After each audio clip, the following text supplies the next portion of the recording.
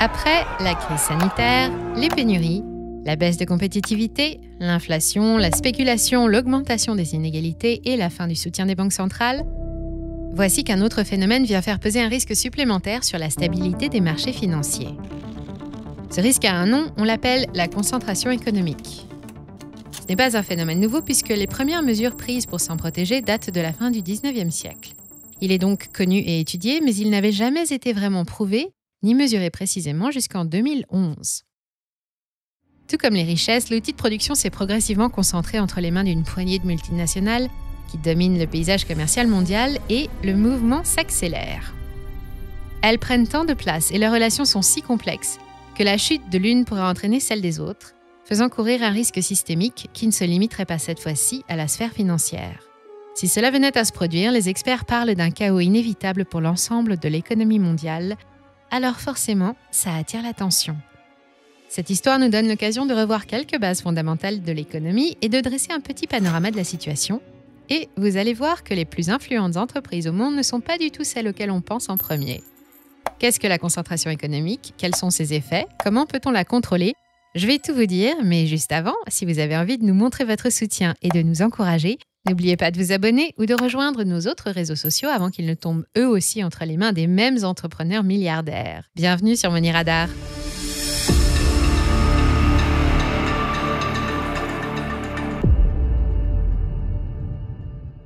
Quelle est selon vous l'entreprise la plus puissante du monde? Je vous laisse réfléchir quelques secondes. Vous avez répondu Apple, Amazon, Tencent, Alibaba ou LVMH? Félicitations, elles font en effet partie des plus grosses multinationales en termes de chiffre d'affaires ou de capitalisation boursière, mais la réponse est fausse. Et pour cause. La multinationale la plus puissante n'est paradoxalement pas celle qui réalise le plus gros bénéfice ou celle dont la taille fait de l'ombre à toutes les autres. C'est celle qui détient le véritable pouvoir de décision, qui contrôle le plus de sociétés possibles, qui dirige le plus grand nombre de filiales et surtout de droits de vote, bref, celle qui dirige. Son nom figure sans aucun doute parmi les suivants: la Barclays Bank, le fonds de pension américain Capital Group, FMR et son fonds d'investissement Fidelity, le groupe Vanguard, le vendeur de trackers State Management ou la banque JP Morgan Chase. Cette liste a été établie il y a environ 10 ans par un trio d'éminents chercheurs de la faculté de Zurich, dans une étude inédite menée sur le phénomène de concentration du pouvoir économique sur les marchés, un domaine peu étudié par les mathématiciens et les statisticiens. Selon leurs résultats, ces sociétés sont les plus influentes du commerce mondial parce qu'elles sont titulaires des plus importants portefeuilles de titres d'autres sociétés, cotées ou non, et disposent du plus grand nombre d'interconnexions avec d'autres multinationales ou avec leurs filiales. À vue de nez, on ne dirait pas comme ça, et c'est tout l'art de la chose, car si Stefania Vitali, Stefano Battiston et James Gladfelder ne s'étaient pas penchés sur la question, nous nous contenterions de vivre dans un monde que nous croyons dominé par les GAFA et HSBC, mais ce n'est pas le cas. En réalité, les véritables maîtres sont des holdings, des sociétés qui détiennent d'autres sociétés, qui elles-mêmes détiennent encore d'autres sociétés, qui en détiennent elles-mêmes et dont les participations ou les titres se croisent en un réseau dont la complexité et la taille n'avaient jamais réellement été mises en lumière. Jusqu'en 2011. Alors, que nous disent nos 3 universitaires? Eh bien que sur environ 37 millions d'entreprises recensées dans la base de données internationale Orbis en 2007, cela fait donc 14 ans maintenant, le monde comptait environ 43 000 multinationales. Pour rappel, une multinationale est une société qui détient au moins une filiale en dehors de son pays d'origine ou sur un autre continent. Pour chacune d'entre elles, les chercheurs ont étudié le nombre de filiales et de liens entretenus avec d'autres sociétés. Le but, découvrir où se trouve exactement le pouvoir de décision, autrement dit, trouver qui décide vraiment.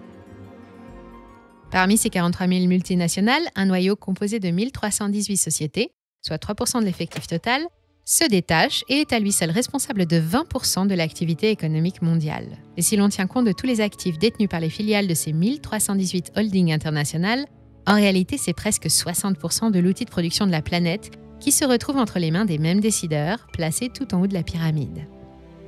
Pire encore, parmi ces 1318 sociétés, une sorte de super entité économique composée de seulement 147 d'entre elles, dont Vanguard State Management et la banque suisse UBS, est de la même façon propriétaire de cette fois 40% de l'outil de production mondial. Et cela ne s'arrête pas là. En moyenne, chacune de ces multinationales détient 20 liens qui la relient aux autres ou à leurs filiales, mais beaucoup d'entre elles, comme BNP Paribas par exemple, en comptent des centaines. Il en résulte un réseau au maillage mondial ultra dense, pas toujours facile à mettre en lumière, qui rassemble non pas les plus grosses sociétés en termes financiers, mais en termes stratégiques. Oui, l'économie mondiale est dominée par une poignée d'industriels et de financiers qui imposent leurs exigences à 60% du reste de l'humanité, des employés, des consommateurs, des États, des actionnaires. Et ce n'est pas une théorie complotiste, cette fois c'est la science qui le dit. Les résultats de cette étude ont été publiés il y a un peu plus de 10 ans, en octobre 2011, et vous en trouverez le lien dans le descriptif sous la vidéo si vous souhaitez en savoir plus. Mais depuis, aucun autre chercheur ne s'est vraiment repenché sur le sujet. Petit message aux étudiants et aux doctorants qui cherchent des sujets pour leur thèse de fin d'études. Ne nous remerciez pas, c'est cadeau. Les données sont plutôt difficiles d'accès et souvent parcellaires, d'autant plus que certains pays comme la Chine ne mettent aucune bonne volonté à transmettre leurs data aux impérialistes de l'Ouest. Mais tant que la concentration des marchés ne perturbe pas leur fonctionnement, il semble que le sujet ne fasse pas partie des urgences. Pourtant, un détail n'avait pas échappé à nos universitaires en 2011 et il a toute son importance. C'est l'amplification du phénomène. La vitesse à laquelle il progressait déjà en 2011 laisse craindre évidemment que la situation n'ait pas évolué dans le bon sens depuis. Pour comprendre ce que tout cela veut dire, revenons un peu en arrière. Aux États-Unis, les principales lois antitrust censées lutter contre la concentration des marchés datent des années 1890 et 1911. À l'époque, une seule société, la Standard Oil Company, détenait 95% du marché du pétrole sur tout le continent américain. Son propriétaire n'est autre que le célèbre John Rockefeller, l'homme qui a servi de modèle au personnage de Montgomery Burns dans Les Simpsons, ou au millionnaire du Monopoly, et qui s'est éteint en 1936 à la tête d'un magot estimé à 340 milliards de nos dollars actuels, exit Bernard Arnault. En 1870, la Standard Oil n'est qu'une petite société tournée vers la chimie agricole qui écoule les produits tirés des premiers puits de pétrole. Pendant 40 ans, elle va bien sûr profiter du boom de la demande pétrolière, mais elle va aussi s'acharner sur ses concurrents, acheter des filiales à tour de bras pour contourner les lois de la concurrence, conclure des ententes pour abattre les obstacles politiques, jusqu'à conduire la Cour suprême des États-Unis à se saisir du cas. En 1911, la Standard Oil est démantelée. Elle est condamnée à se diviser en 36 sociétés indépendantes, dont plusieurs sont toujours en activité aujourd'hui, mais sous d'autres noms. Pourquoi ? Parce que détenir 95% d'un marché est anticoncurrentiel et que la concurrence dans un système économique libéral, c'est sacré. La concurrence est considérée comme un phénomène vertueux qui oblige les acteurs économiques à faire mieux que les autres, qui stimule la productivité et la recherche, qui améliore la qualité des produits et permet d'élargir l'offre à destination des consommateurs. C'est elle qui est à l'origine de la croissance et du progrès, et pour la protéger, l'homme moderne a dû inventer des lois avec le droit de la concurrence. Les actions déloyales comme répandre de fausses rumeurs, les cartels que l'on définit comme l'entente illicite entre plusieurs sociétés pour imposer un prix, les tentatives pour obtenir un monopole sur un marché et abuser d'une position dominante sont par exemple des pratiques interdites, car elles entravent la libre concurrence et au final pénalisent les consommateurs. Prenons un exemple d'actualité. En ce moment, il est beaucoup question de l'affaire Martin Shkreli, un ancien trader devenu millionnaire et reconverti entre autres dans la pharmacie. Depuis sa fondation en 2015, son laboratoire, ou plutôt sa filiale spécialisée Turing Pharma, est grande collectionneuse de brevets. Sa stratégie, racheter à tour de bras les brevets de spécialités médicales jusqu'à obtenir le monopole sur les droits d'exploitation, puis multiplier les prix par 200% ou 5000% comme cela lui chante. Après avoir scandalisé le monde entier, ces décisions ont finalement été cassées par la justice américaine, qui vient de le condamner à rembourser plus de 60 millions de dollars et l'a banni à vie du monde de la pharmacie pour violation des lois antitrust, en plus d'un sens de l'éthique aux abonnés absents. En France, la loi Le Chapelier interdit aux membres d'une même corporation de se regrouper pour mettre leurs intérêts en commun dès 1791. Et 20 ans plus tard, sous l'impulsion de Napoléon, le Code pénal de 1810 cite « La concurrence libre et naturelle et punit dorénavant ceux qui tentent de lui faire entrave ». En Europe, un certain nombre de mesures citées dans l'article 3 du traité de Rome instaurent le droit de la concurrence comme constitutionnel en 1957. Actuellement, plus d'une centaine de pays dans le monde disposent d'une législation en matière de concentration et chaque État coopère avec ses voisins, mais il n'existe pas de droit international universel. En attendant, tous ces pays sont dotés d'organismes nationaux comme l'Autorité de la concurrence en France et sont représentés à l'international par d'autres supranationaux comme l'ICN, le Réseau international de la concurrence. Ils sont chargés de surveiller que chaque transaction respecte bien les lois, et cela passe par l'examen préalable de toutes les opérations de fusion, d'acquisition ou de transfert de compétences réalisées chaque jour sur le territoire dont ils ont la charge.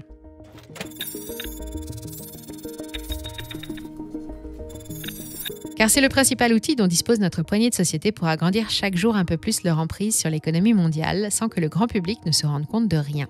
Pour celles et ceux qui ne maîtrisent pas vraiment ce qu'est une opération de fusion-acquisition, je vous en rappelle les principes. Le but est généralement pour l'entreprise A d'absorber la propriété d'une entreprise B, son savoir-faire, son patrimoine, en échange de droits de vote ou d'argent. On distingue deux fusions où deux entreprises de même taille évoluant sur le même secteur se regroupent pour former une nouvelle entité, comme PSA et Fiat Chrysler ont formé Stellantis il y a 1 an. Le but est essentiellement commercial. Il s'agit de gagner des parts de marché et de créer des synergies qui pourraient à terme déboucher sur des économies. Quand les deux parties pratiquent la même activité, on appelle cela une fusion horizontale. Et la fusion verticale existe elle aussi. Elle concerne la réunion de deux entités normalement présentes sur une même chaîne de production, comme un constructeur automobile et un fabricant de pneus, ou un acteur du BTP avec un cimentier.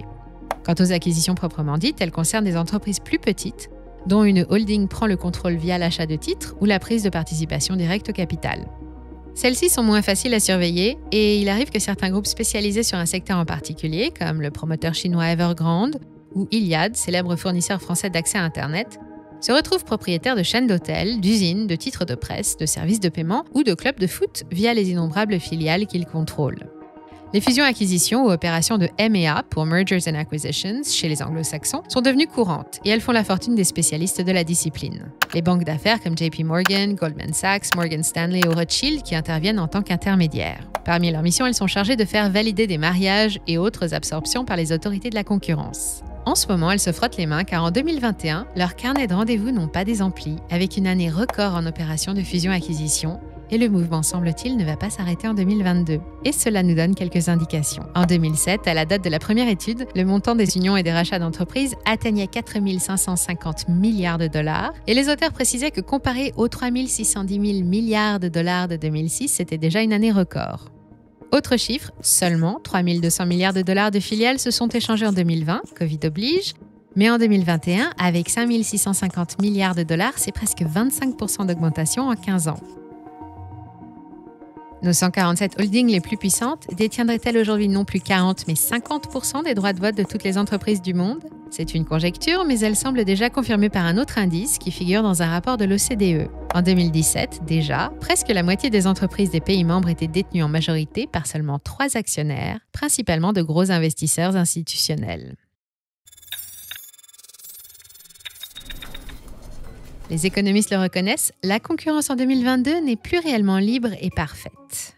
Elle est devenue plus artificielle que naturelle et elle ne subsiste que parce que notre société a décidé de la maintenir en vie.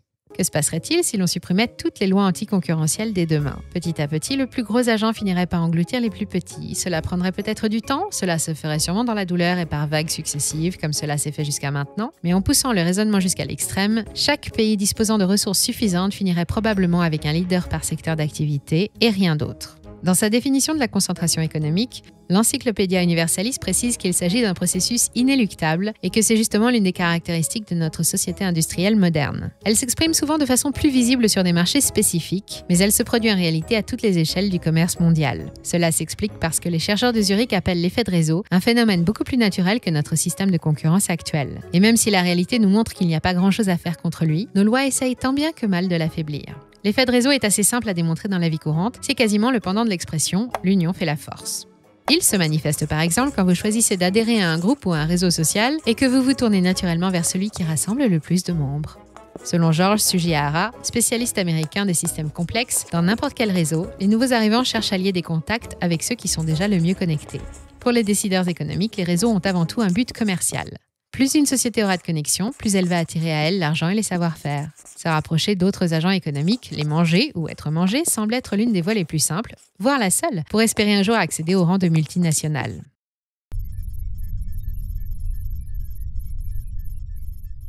Alors que s'est-il donc passé depuis 2011 et comment le classement de nos 3 universitaires a-t-il pu évoluer ?